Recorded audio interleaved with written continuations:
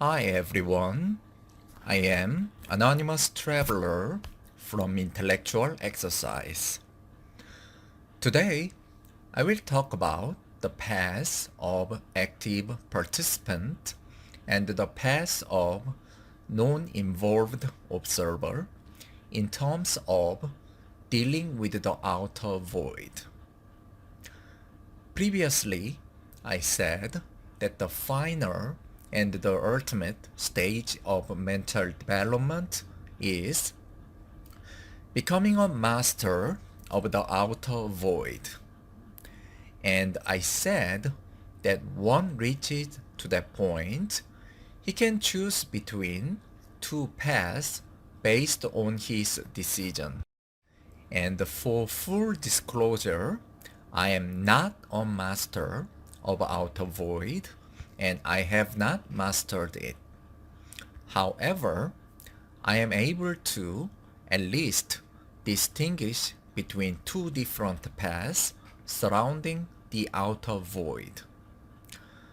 One path is becoming a part of Class 1 God and never return to the world of manifestation.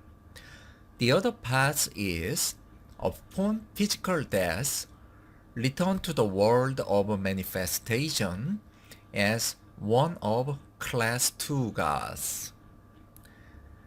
And Class 2 gods are still mortal and subject to death, and they will die at the end of the life cycle of the current universe. The only thing that is truly immortal and deathless is Class 1 God, who has never bothered to get involved with any of creation. And when one becomes a master of the outer void, he can choose between two paths. I respect both paths equally, and I do not think one path is better than the other. I believe it is a simple matter of personal preference. Generally speaking, the path of active participant is for spiritual alchemist and occultist, and the path of non-involved observer is for the Theravada Buddhist and some of Gnostics who refuse to participate in this world altogether. But both paths share many similarities, and the distinction between those two paths only becomes a serious issue during the final stage of mental development. From now on, for the sake of easy explanation, I will use the term Type 1 path for the one to become one with the Class 1 God. Also, I will use the term Type 2 path for the one to become one of the Class 2 gods and return to this world of manifestation. To explain the reason behind choosing one path over the other, let's talk about the result of becoming a master of the outer void. There is an occult axiom that is, to know the true name of something is to gain control over it. Let me explain the meaning behind this axiom. In the outer void, every object and the phenomena comes off unraveled. You don't see the things in its normal facade. Every object reveals its process and structure. And all the object and the phenomena is empty. It does not have any solid substance. It is an amalgam of energy patterns and the movement and it has its process and structure. To penetrate this process and structure is, in other words, to know the true name of the object. That is the true meaning of the occult axiom. To know the true name of something is to gain control over it. And in the outer void, one can penetrate whatever object or phenomenon and to understand its energy patterns, movement, and structure. When one has mastered the outer void and became a master of the outer void, he can exercise this power of the ultimate penetration whenever he wishes. He can see whatever object or phenomenon without any interruption from communal gravity. And the type 2 past master will manipulate whatever phenomenon when he wishes to do so. But a type 1 past master will not manipulate it, although he is able to do so. I know you might wonder, what is the reasoning behind the type 1 past master's decision, which does not make sense to most people? However, there is a perfect logic behind that decision, and I will explain it here. When we say karma, we usually think about it in the moral terms such as good karma and bad karma. However, that's not all. There is karma that has nothing to do with good or bad. It is karma based on pure energy interaction. Of course, karma itself is basically an energy interaction. In its simplest description, your certain action has a certain energy vibration and it will come back to you in the future. Many people understand it as doing good things will bring good karma and doing bad things will bring bad karma. However, there is karma that has nothing to do with good or bad. Let's say a person has a certain disease, and later he became a master of the outer void.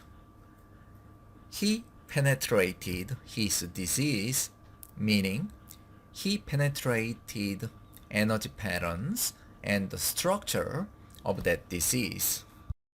With this knowledge, if he exercised his will to cure his disease, that's neither good nor bad. Such action does not have any moral implication. However, in the structure of karma, such action also has karma.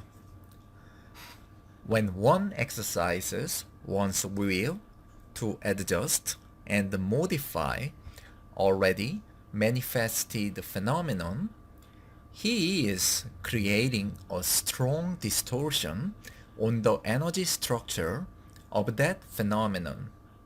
And such strong distortion will create an energy movement and it will come back like a boomerang in the future. That is, if not in this lifetime, then in the next lifetime. Is neither good nor bad karma, but still a karma since it has a strong energy patterns and the movement that requires interaction. And in terms of physical disease, A type 2 past master will manipulate the disease to completely cure himself. But the type 1 past master will simply observe this energy amalgam called disease while not exercising any of his will or intention upon it. That is because type 1 master's goal is not to create any of karma that requires future interactions. Type 1 master is someone who made a decision to leave this world of manifestation completely without any possibility of returning. In order to make sure to avoid making any strong energy movement that could work as gravity or anchor that drags him down to reincarnation in this world of manifestation, type 1 master will avoid any of karma creating activities, including the cure of his own disease. Let me give you two examples from history. I choose the Buddha among the type 1 masters and the Jesus among the type 2 masters. By the way, I will talk about Jesus not in the context of organized religion, Christianity, but in the context of Gnostic masters. Both Jesus and the Buddha mastered the outer void, but their approach were opposite. The best example is disease. With the knowledge from the penetration through the outer void, Jesus did cure many diseases. However, the Buddha stayed away from such activities. In his old age, the Buddha suffered a lot of physical illness, but he would just enter a meditation to bring up enough energy and then use it to handle the illness for a while, but he didn't cure his disease. The thing is, meditation-based energy is not a subject to karma, and it will not bring you down to the cycle of reincarnation.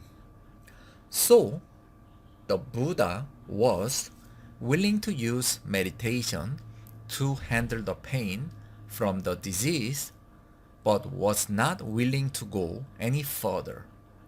Also, let's talk about the issue of food and hunger. One of the miracles stories of Jesus is with only 5 loaves and 2 fishes, he fed 5,000 people. The number might be exaggerated, but it is possible to increase the quantity of food when a master of outer void uses his willpower. However, the Buddha did complete opposite. To his followers, the Buddha did not provide food. Instead, he just asked them to beg for food from other people. One might wonder if he was indeed a master of outer void, why he would do that?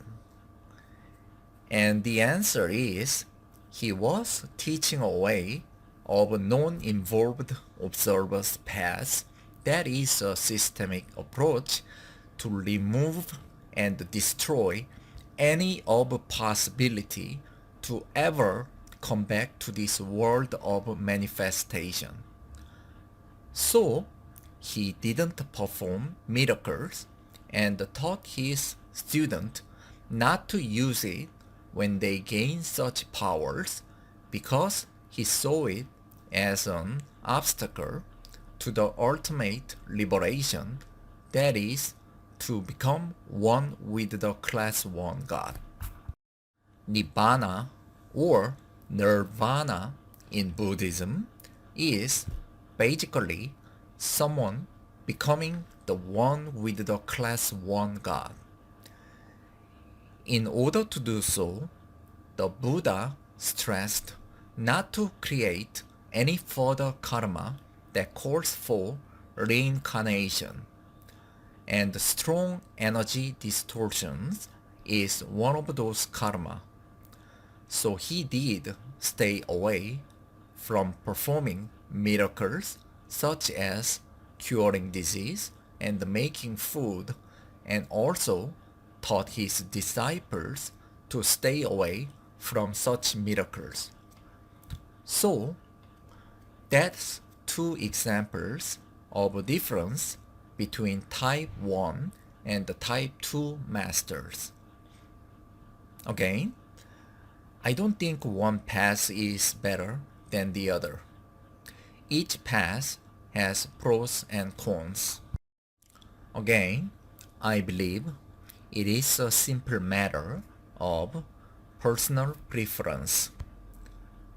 Thanks for listening and all the best.